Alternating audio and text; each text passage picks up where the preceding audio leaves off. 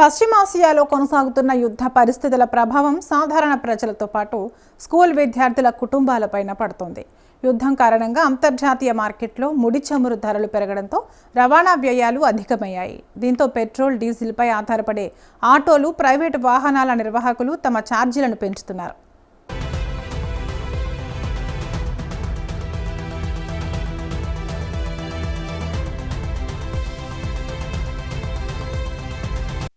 ఇదే ప్రభావం ఇప్పుడు స్కూల్ రవాణా సేవలపైన కనిపిస్తోంది. కొత్త విద్యా సంవత్సరం ప్రారంభానికి ముందే హైదరాబాద్లో పలుచోట్ల స్కూల్ ట్రాన్స్పోర్ట్ నిర్వాహకులు ఫీజులను పెంచినట్లు తల్లిదండ్రులు చెబుతున్నారు.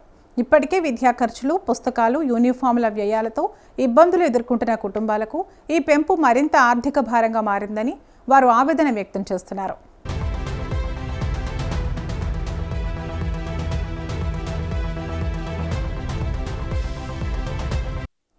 స్కూళ్లు తిరిగి ప్రారంభం కానున్న తరుణంలో ట్రాన్స్పోర్ట్ ఛార్జీల పెంపుపై తల్లిదండ్రుల్లో అసంతృప్తి వ్యక్తమవుతోంది.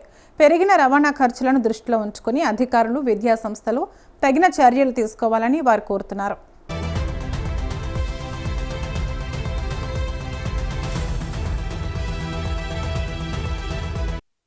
పెట్రోల్, డీజిల్, ఎల్పీజీ ధరలు పెరగడంతో ఆటో డ్రైవర్లు, ప్రైవేట్ కార్లు ఒక్కో విద్యార్థిపై 1000 నుంచి 1200 వరకు ట్రాన్స్పోర్ట్ ఛార్జీలను పెంచినట్లు తల్లిదండ్రులు చెబుతున్నారు.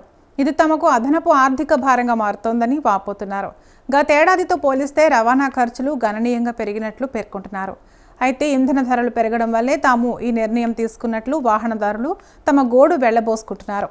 చమురు ధరలు ఒక్కసారిగా పెరిగాయని, తప్పనిసరి పరిస్థితుల్లో ట్రాన్స్పోర్ట్ ఛార్జీలు పెంచాల్సి వచ్చిందని చెబుతున్నారు.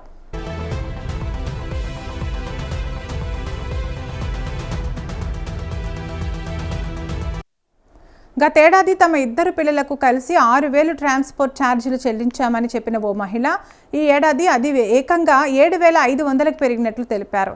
ఇక గత సంవత్సరం తమ ఒక్కగానొక్క పిల్లాడిని స్కూల్కు పంపించేందుకు ఆటోకు 3500 చెల్లించగా ఈ ఏడాది 4500కి పెంచారని మరో వ్యక్తి ఆవేదన వ్యక్తం చేశాడు.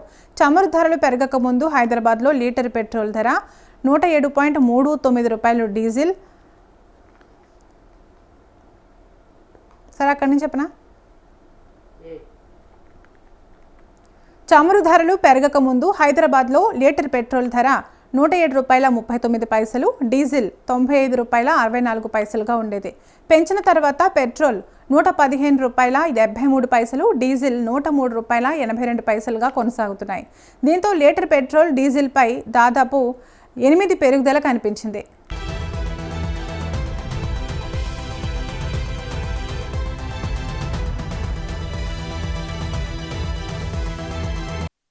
నగర వ్యాప్తంగా తమ పిల్లలను మంచి స్కూల్లో చదివించాలని భావిస్తున్న తల్లిదండ్రులు తమ ఇంటికి దూరంగా ఉన్న స్కూళ్లకు పిల్లలను పంపించేందుకు ఆటోలు, ప్రైవేట్ కార్లను ఆశ్రయిస్తున్నారు.